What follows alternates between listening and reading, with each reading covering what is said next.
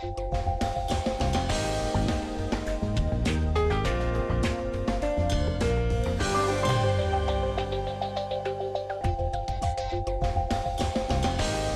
and welcome to this Election 2014 special edition of Greater Somerville. I'm Joe Lynch.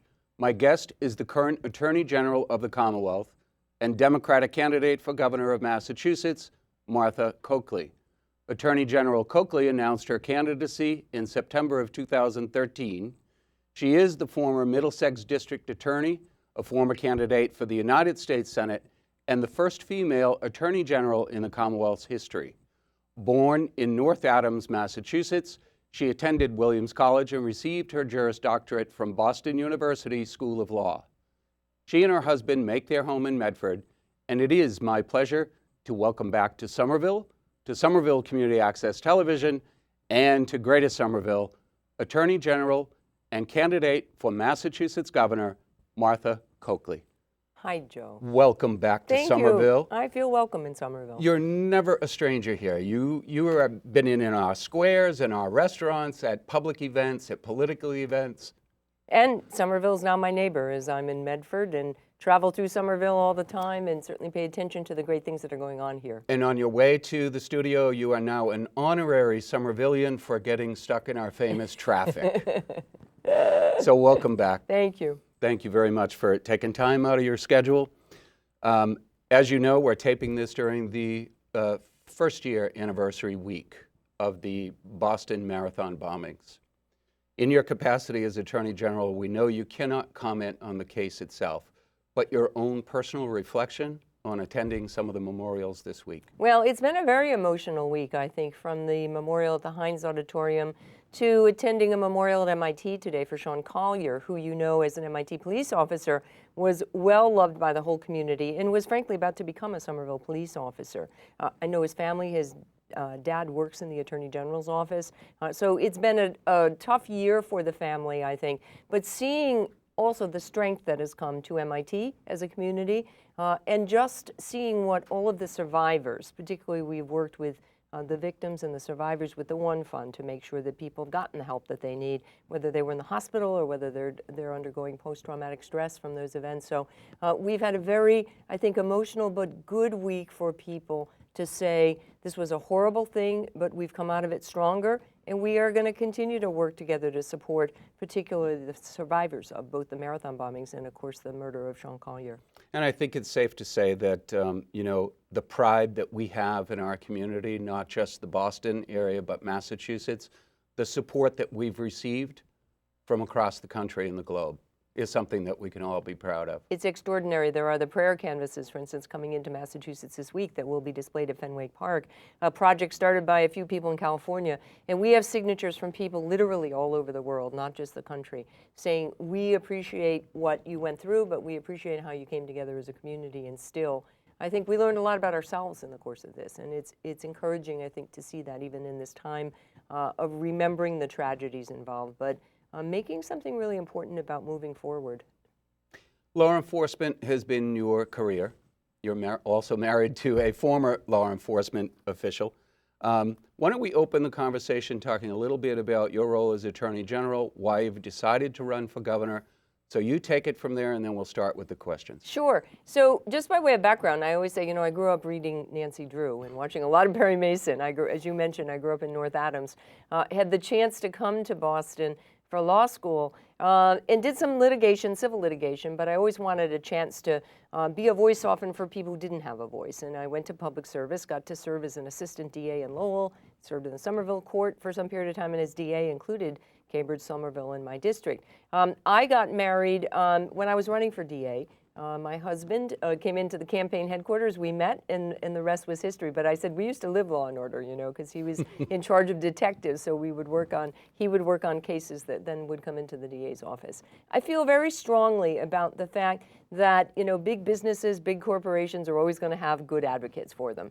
But what I think I enjoyed about public service as an assistant DA, as Attorney General, but particularly as governors, to be a champion for not just the Commonwealth of Massachusetts, but the people across this wonderful state, to make sure that we build a prosperous Massachusetts, which I think we can with all of our innovation technology, our terrific, healthcare, more traditional industries, but make sure that we include everybody in this, that we have a prosperous but fair Commonwealth that provides for good education for every child, workforce development so that those growing industries can find their employees right here in Somerville, in Medford, in Berkshire County.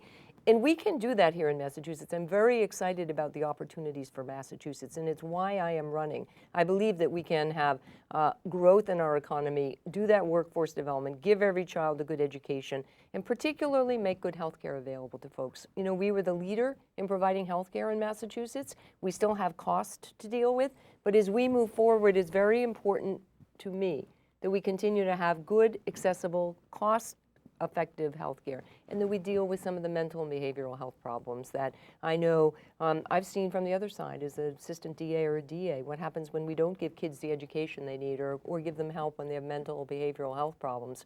So we can do that in 2014. I think we can treat mental health in 2014 in Massachusetts the way we treat diabetes or the way we treat heart disease. And before you have your opportunity to bring that forward, you have a couple of hurdles to overcome. You've been— I like to think of them as just challenges, Joe. Challenges. In a race, there are hurdles. Yes. That is the challenge, to get over those hurdles. The first hurdle, I think you're pretty much done with the caucuses at this point, or there's still more to go? No, the caucuses are finished, and we are very pleased with our activity in the caucuses. It's a great opportunity to get out and build that grassroots campaign that we've been doing in our race this year. Next step, convention in June. Yes, we look forward to that. What are your feelings? How are you hoping on coming out of that? Well, there's a little other step before that. We're getting all of our signatures in, so every candidate needs to get those 10,000 signatures. So the caucuses let you meet folks, get signatures, start to build your grassroots campaign. The convention is a great place for over 5,000 Democrats to get behind a particular candidate. The goal here is to make sure, and I'm certain that we will get on the ballot. You get your 15%. We will get that and more. And we see it as an opportunity really to shake hands with, touch base with, talk to all of the delegates about, I think what everybody's looking for is coming out of the primary with a strong Democratic candidate that can be successful in the general election. You brought us right forward to September. So you're hoping to be one of that challenger who moves on in November. Yes. Because we'll have the primary in September. Correct. So coming out of the convention into September and then on to November. More than likely, it looks like Charlie Baker may be the opponent from the nominee for the Democratic Party. Republican, from the Republican Party. Republican Party will be Charlie. One of the contenders for the Democratic Party will be meeting Charlie face to face. Correct. And we have a couple of independents in this race, too, which makes it interesting. My apologies. Yep, you're absolutely right. There are 9 people running for governor. Right. So people have a choice in this race. Right. Let's move on a little bit. We'll dig down into the challenges that you see for Massachusetts. We've come out of this recession. There are still some people who are hurting in the state. There are other signs of economic revival. Mm-hmm. Talk a little bit, you were talking about development. If you will, you've traveled the state. You're originally from the western part of the state. You've been living in the eastern part of the state. Talk about some of the challenges that you've seen from the Berkshires to Boston, from Lawrence down to Chatham. Sure. Well, when I ran for AG 8 years ago, I ran on a platform of building a healthy economy. And of course, Wall Street had other ideas. So we did have a great crash of our markets, and particularly with the real estate foreclosure crisis. A lot of the big banks got bailed out. We did not. I think that we have done as good a job as any state, and we played a big role in the Attorney General's office, suing those big banks, bringing money back to Massachusetts, keeping people in their homes. We've kept 30,000 people in their homes, preventing unnecessary foreclosures. So as we stabilize that housing market, and we see other sectors, as you just mentioned, grow, I think the challenge is this. Massachusetts actually has a series of mini economies around the state. What's happening in northern Berkshire County is very different from what's happening in the South Coast or Merrimack Valley, or indeed, even within Boston and Cambridge, where we see a lot of growth. We have achievement gaps in schools, and we do have an income inequality. We have a lot of people at the top who are doing very well, and other folks, at the bottom, not so well. So my goal, and I think this is very possible, is to say, let's keep that growth. We want to continue moving ahead. But how do we get everybody else to partake in this economic turnaround? Give everybody a chance to get on that ladder, to earn a good job, to start to build some equity, buy a home, send your kids to school. And we have to do that in every part of the state. That is the challenge, I think, if we're talking about that. How do you get support at the grassroots level with the local officials, your local business leaders, to say, not only do we want to grow, but how do we want to grow? And, we have lots of chances to move ahead, but we also want local input. I know a place like Somerville has a wonderful quality, a lot of activists, a lot of people care about where Somerville goes. I think that's really important, that we continue to look at, not just from the state point of view, well, one size fits all, we'll do this kind of economic growth, but really develop and grow in schools and housing and transportation with what the local business climate, our not-for-profits, our elected officials, and frankly, our just folks really want to see happen in their communities. Do you see, in your experience in government, do you see that all too often government tries that one-size-fits-all and tries to spread that across the state? And is that part of the reason why certain programs succeed and certain ones fail? I think that is certainly true at the federal level, as I've been someone who challenges the federal government when they do try to do one-size-fits-all. We challenged the Defense of Marriage Act, saying it went against what we wanted in Massachusetts. We've challenged fishing regulations because we don't think they fit our fishing industry here.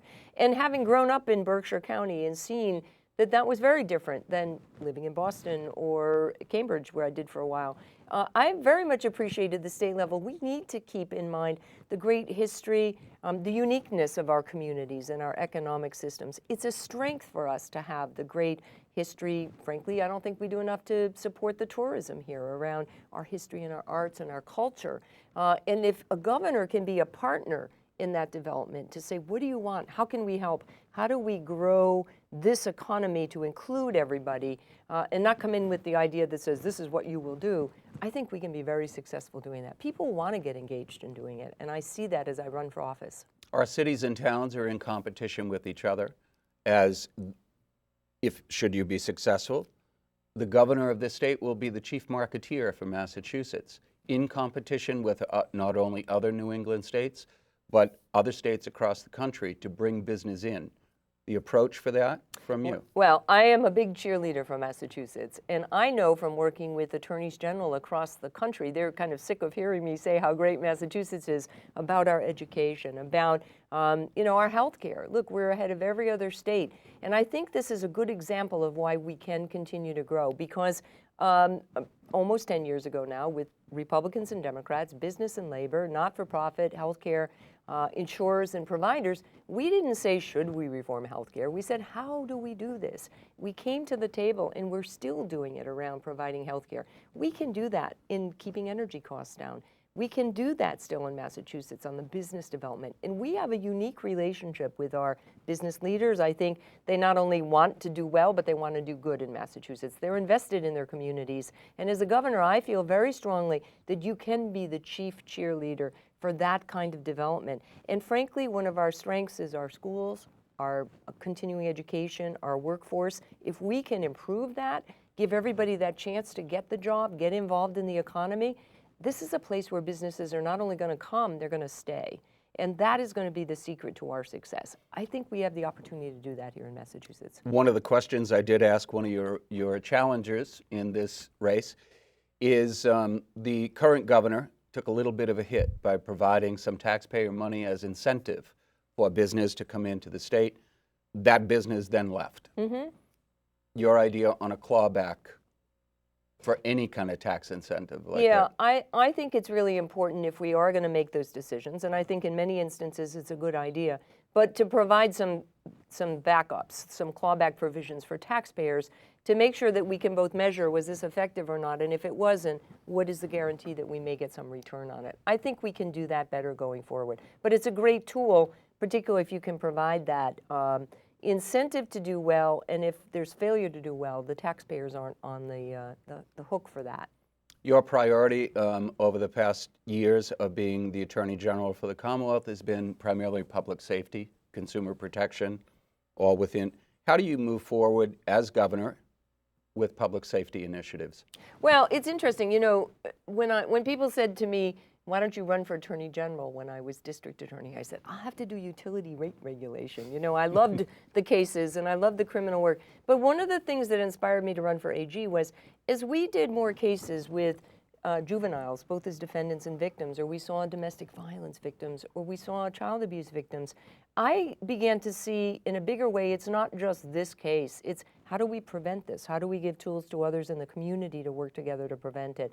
And so one of the reasons I was interested in running for AG was that problem-solving idea that you can bring cases, we can, as we did against Wall Street, it's important to be able to litigate, but that's not the only tool we have. We have a huge opportunity to say, we can do better with prevention, particularly in public safety.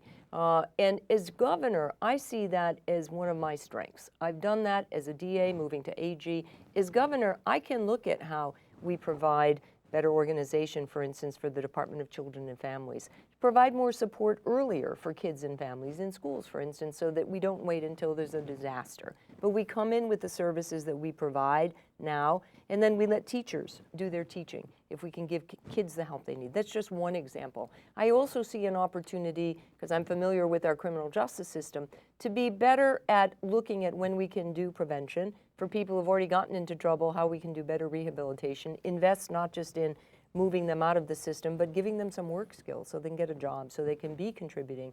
And we spend a lot of money now in a state and a county system I've worked with for years, and I have some good ideas about how we can balance our public safety, but also do better prevention around opiate use, around rehab, around getting kids into job skills, or young adults to job skills, so they can get a job and not find that we're doing a very expensive way of working them through a criminal justice system. You mentioned the Department of Children and Families, and I think it's a fair question since it's topical, and I did ask one of your challengers. The current governor has chosen to leave Commissioner Olga Roche in place.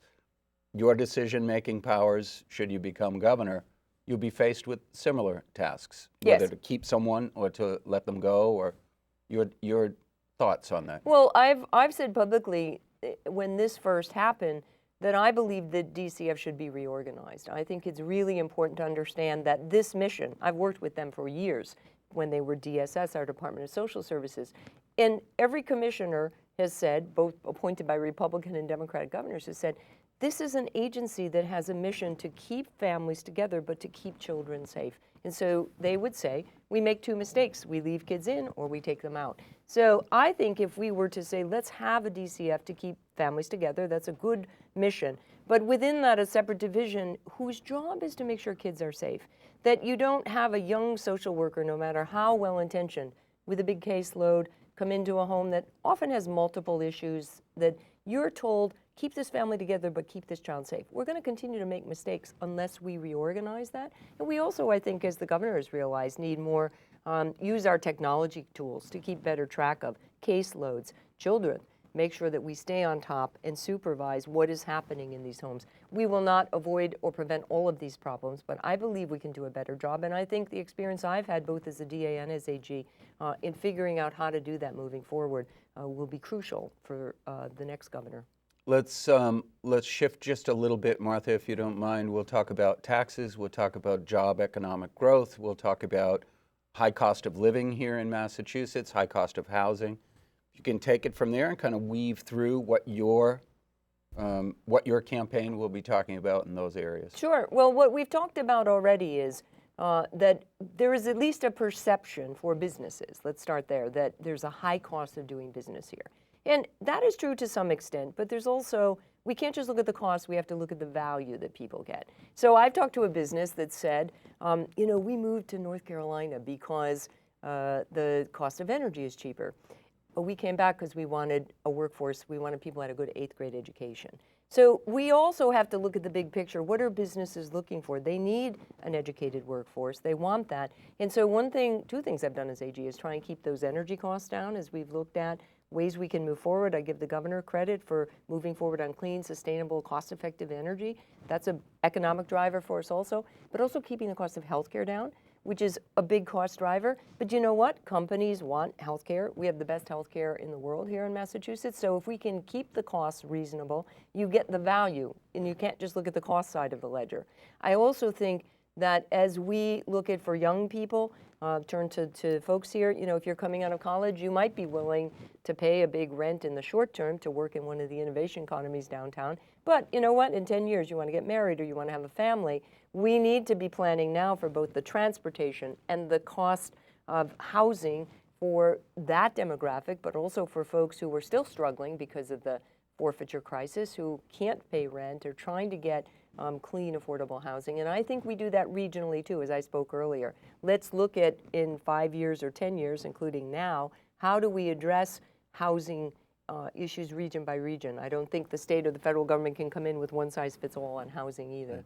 As you know, Somerville is going through its renaissance right now. Yes. You know, there's massive amounts of building, massive amounts of revitalization in our business districts. One of the things, Martha, that we face here is this crisis of housing that is built for, my words, almost like a transient population with one bedrooms or condos or studios, where basically what we're doing is saying to the families, the growing families, who will come in here as a married couple or a couple, they'll begin to have children, and they can't find a 2-bedroom or a 3-bedroom that's within their price range. How do we address that within the urban environment within Massachusetts? It's not just Somerville, it's happening in other areas as well. And you raised exactly that question, is how much time and effort have we looked at? What do those demographics look like? And certainly when you have in parts of Boston, you have it's happening in East Boston, it's happening in Somerville, and all of a sudden, you know, it's a trendy place, there's a lot of development, and boy, the people who were there are finding it hard to pay the rent on their store, or their housing disappears. We saw that in Boston in the 50s. We just cleaned out the West End, and I hope we learned some lessons from that this does take, and at a time now where the economy is starting to turn ahead, we are focused on providing for that kind of housing in a cost-effective way, but also looking at transit. It's a big issue as to how people can get to and from open spaces, trying to preserve that. And I don't pretend it's an easy issue. You have a lot of growth in Somerville. It's a place people want to be. You want, and this goes to the point I made earlier, I think it's really important to look at how do you involve the interests of the folks who are there, who want to stay there without being crowded out, but also want to see some growth. And the issue of providing for families continues to be one in all of our communities. I don't think the state has a one-size-fits-all answer for that, but that's why the state has to work with local planning boards and our urban planners who look at how we develop these kinds of, we have opportunities to build clean housing. One example, you know, new housing being built, they don't put rugs in anymore because they know that those within 4 or 5 years get mold, and then we have asthma issues that we know are urban issues for kids, which drives healthcare costs out. So I think there's a lot of connecting of those dots now. It all connects, though, It does, doesn't it? absolutely. Yeah, especially when we get into sustainability of the housing that we're building today. Exactly. Yeah, yeah. Digging down just a little bit more, because I mean we're touching with a lot of subjects, but one that's near and dear to the heart here is the Green Line extension into not only Somerville but your hometown of Yes. Medford. We're going to need an advocate. You know, I'll be very, very short-sighted here.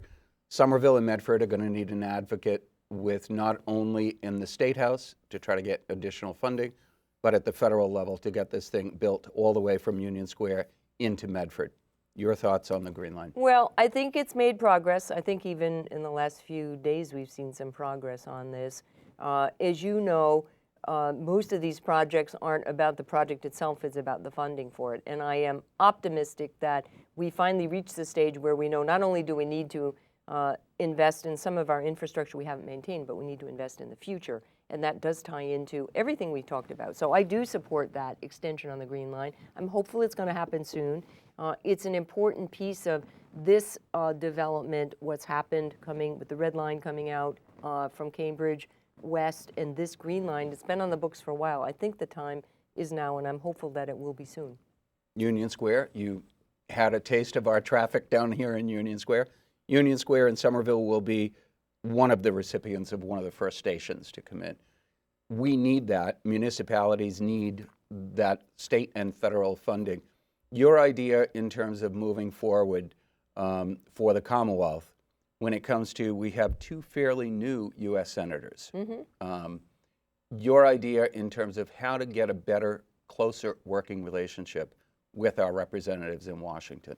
Well, that's going to be key, obviously, because of funding and other issues. But I was with Senators Markey and Warren today. They have been around a lot as we've been doing these ceremonies. But more importantly, you know, I live in Ed Markey's district when he was a congressman. I've known him for a long time. So we've got an in there should you become governor, right? And I know he cares, although he's senator of the whole state, I know he has a warm spot in his heart for his old congressional district. Elizabeth Warren has been a friend for a long time, helped us with the architecture of our lawsuits around challenging Wall Street. So I consider her not only a colleague, but a personal friend. Very interested, very smart in how we can move Massachusetts forward. So we have lost some seniority, but I think we've made up with it with Ed's seniority in Washington. And he and Elizabeth will work together, and I believe they can help all of us at the local level make sure we accomplish those goals, as well as our congressmen and women. Nikki Tsongas has been terrific for Lowell. Catherine Clark, who's a good friend of mine, who is now Congresswoman Clark, is a big advocate for this section of the state. And I feel like I have a very good personal relationship with all of our representatives in Congress. And our hometown guy, Mike Capuano. Yes, and Michael and I have battled against each other, but we've also been colleagues and have been colleagues since I saw Michael Tuesday when we went to the Heinz Auditorium. And we talk with your Mayor Curtatone, who has got a vision for Somerville, and with Michael as your advocate in Washington. I think there's some opportunities here. Terrific. I'm not going to see you. I will see you in Worcester in June, but not as a delegate this year. I'll see you as a member of the press. Aha. Well, I look forward to it. Well, there you go. Whatever you want to say, Martha, in terms of wrapping up, I want to extend our appreciation. I know it's a busy campaign season for you. Our appreciation from SCAT TV, and best wishes. Thank you very much. Just real quickly, I am excited about this race, but I'm more excited about the chance for the next governor of Massachusetts to make Massachusetts prosperous and fair. I believe we can do that. I believe I can do that as the next governor. Great. Thank you so much. Thank you. My guest today has been Attorney General and candidate for Governor of Massachusetts, Martha Coakley. As always, thanks for tuning in. Stay safe, stay informed. We'll see you next time.